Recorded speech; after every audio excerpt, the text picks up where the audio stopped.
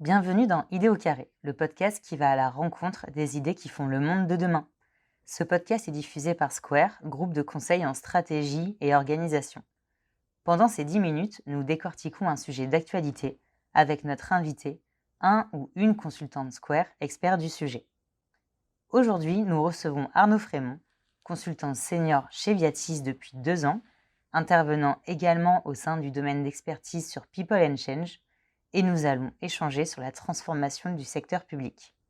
Bonjour Arnaud. Bonjour Flora. La digitalisation du secteur public est aujourd'hui l'une des préoccupations du gouvernement. Quels sont les enjeux actuels de cette ambition ? Alors c'est une très bonne question. En effet, il y a beaucoup d'enjeux. Je reviendrai sur 3 enjeux majoritaires. Déjà, c'est un enjeu de continuité. La transformation de l'action publique et sa modernisation, ce n'est pas un sujet nouveau.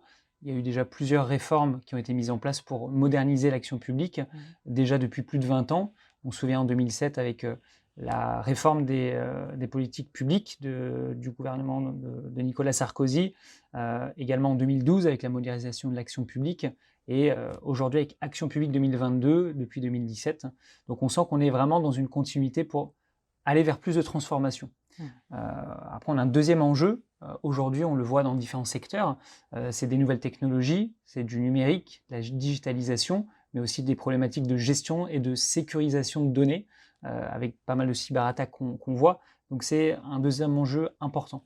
Et enfin, un troisième enjeu, et là c'est plus un enjeu usager, donc utilisateurs de services publics, qui eux demandent plus de clarté, de proximité, de simplicité, mais aussi plus de personnalisation, d'être plus impliqués dans l'action publique.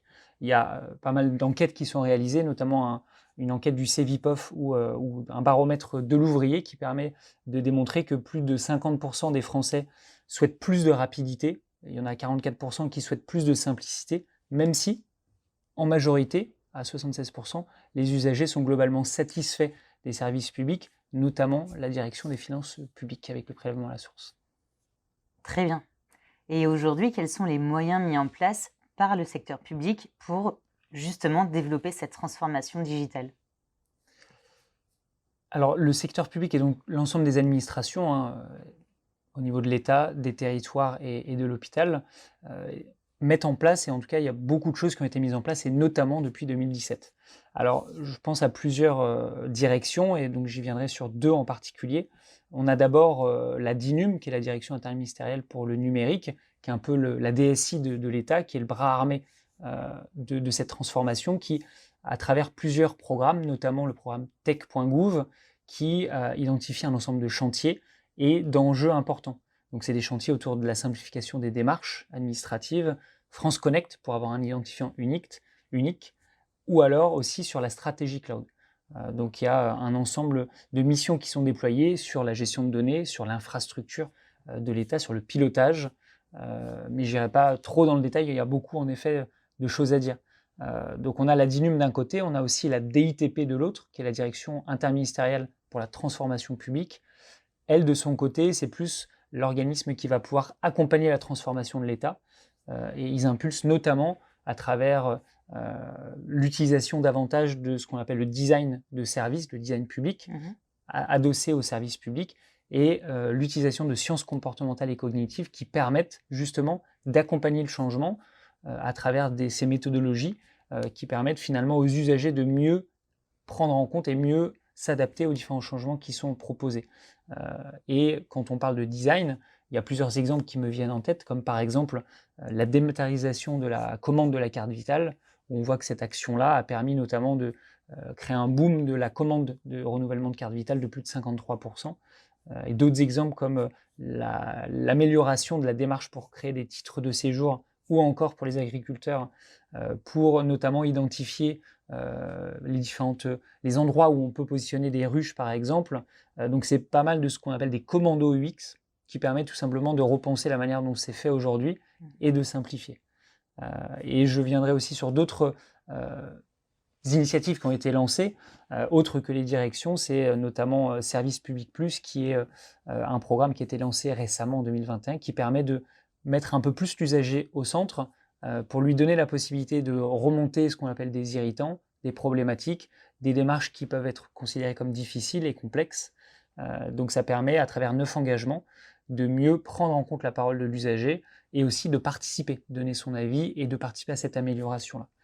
Et je terminerai aussi parce que on n'a pas l'impression comme ça, mais c'est vrai que en tout cas, le secteur public innove beaucoup, énormément, surtout dans l'aspect managérial ou culturel. Et le management public et l'innovation publique est assez foisonnant, puisqu'on a aussi pas mal de startups d'État qui sont mises en place. On a aussi des fonds de transformation qui accompagnent cette modification, la mise en place de hackathons ou encore des laboratoires d'innovation comme le Bercy Innove, par exemple. Très intéressant en tout cas. Mais j'imagine qu'il y a des freins également. S'il y en a, lesquels sont-ils? Et donc, que ce soit dans le secteur public ou dans le secteur privé, on voit que accompagner le changement, faire évoluer les méthodes de travail ou de nouveaux outils, ça induit pas mal de réticences, pas mal de freins forcément. Pour ce qui est de la transformation publique, on a pas mal de freins qui sont identifiés, j'en nommerai 4. D'abord, on voit que les Français, les usagers, demandent aussi beaucoup dans la prise en charge de leurs démarches et notamment dans la résolution de leurs problèmes qu'ils peuvent avoir sur les démarches administratives. Il y a un récent sondage qui est sorti, sondage IFOP, qui évoque que 54% des personnes interrogées sont insatisfaites de la manière dont elles sont reçues aujourd'hui dans les administrations et 66% n'ont pas le sentiment que leurs difficultés sont assez prises en compte. Donc on voit là clairement un enjeu au-delà de simplification, mais c'est aussi de prise en charge de l'usager dans son parcours, et notamment au moment où on entend les difficultés. Le deuxième frein qu'on peut identifier, c'est que au sein du service public et au sein pour le coup, des administrations, on voit que les agents sont aussi en perte de sens parfois, de leur sens du travail dans l'intérêt général. On a un collectif notamment qui a été créé qui s'appelle Nos services publics et qui a fait une enquête et qui démontre que pour une majorité d'agents qu'ils ont interrogés, pour beaucoup, parfois ressentent ce sentiment un peu de perte de sens de leurs actions au quotidien. Et j'évoquerai 2 derniers enjeux rapidement sur notamment l'inclusion. On a nos seniors, nos aînés qui ont plus de difficultés pour utiliser ces nouvelles technologies, donc il y a un accompagnement important, ou alors notamment d'inclusion en termes rural. Parfois dans certaines zones géographiques, on a moins l'accès rapide à la fibre optique, à l'accès à ces nouveaux services. Et enfin, on a globalement une culture administrative, une culture bureaucratique importante, déjà depuis Napoléon, qui a impulsé cette démarche de département, de région, conseil d'État, etc. On sait que c'est très ancien, donc pour faire évoluer cette mentalité qui est assez importante et assez profonde, ça demande aussi un accompagnement important. En effet, il y a encore du travail. Et à plus long terme, quelles sont les perspectives que nous pouvons imaginer pour ce secteur? Alors en effet, il y a plusieurs perspectives par rapport à ce que j'évoquais. Il y a 4-5 perspectives que j'évoquerai. Je pense que pour moi, d'abord, l'expérience usagée restera au cœur des actions qui sont réalisées aujourd'hui dans le secteur public. Et on l'a vu, notamment dans la prise en charge des difficultés et des problématiques au moment où les usagers viennent faire valoir leurs droits, bien sûr. Deuxièmement, je pense qu'un deuxième enjeu, c'est la dimension d'agilité. Comment est-ce qu'on arrive à avoir un secteur public qui est plus agile, qui arrive à plus s'adapter, à être plus flexible et à mieux répondre aux demandes de ses usagers, mais aussi de ses agents.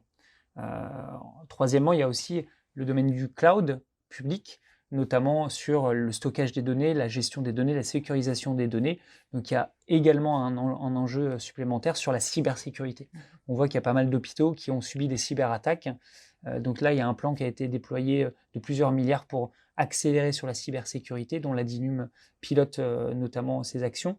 Donc il y a aussi cet enjeu de cybersécurité. Et enfin, il y a un domaine qui évolue rapidement, de manière assez profonde, c'est le domaine de la santé, le secteur de la santé.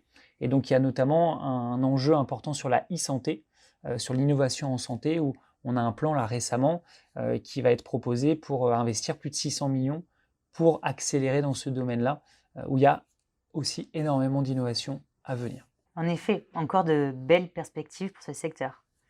Merci beaucoup Arnaud. Passons maintenant à notre rituel. Qu'est-ce que tu nous proposes pour approfondir le sujet et finir de le mettre au carré? Bon, il y a plein. Moi, je suis quelqu'un de curieux, donc il y a beaucoup de sujets sur lesquels et beaucoup de supports sur lesquels on peut s'informer sur ces sujets. Je pense notamment à un podcast ou plusieurs podcasts comme le podcast Vocation, par exemple, qui évoque aussi ces transformations, ou le podcast Les Transformateurs, qui est aussi extrêmement intéressant en la matière, ou aussi 2 livres qui sont pas sur ma table de chevet, mais bientôt. C'est notamment le premier livre de Patrick Négaré, qui était l'ancien responsable de la CPAM des Yvelines, qui a développé une innovation managériale en la matière et qui a fait un livre qui s'appelle Libérer les énergies dans une organisation publique. Il suffisait de leur donner envie. Et un deuxième livre qui est sorti récemment sur, pour le coup, l'innovation en santé.